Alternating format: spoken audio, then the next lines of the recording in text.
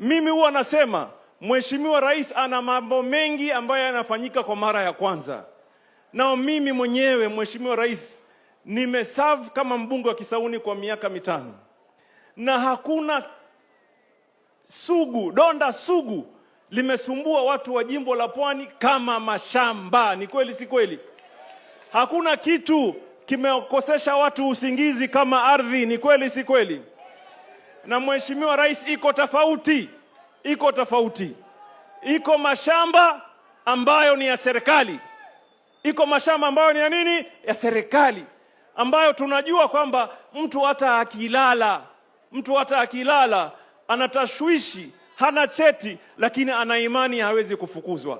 Lakini Mheshimiwa Rais, watu wetu wamekaa katika mashamba miaka nenda miaka rudi, hawana cheti, wana wasiwasi kama sasa ama baadaye watakuja Rambo. Ni kweli si kweli?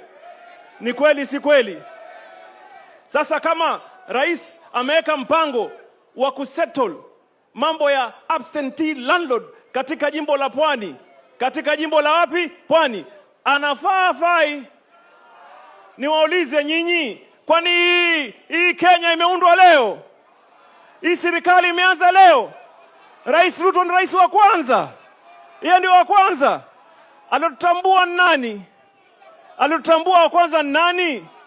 Akatuletea mashamba nani? Akatatua ishu yetu ya mashamba nani? Tumpende tusimpende? Tumsaidie tusimsaidie? Tumbebe tusimbebe? Na kama ni mbaya, kama ni noma,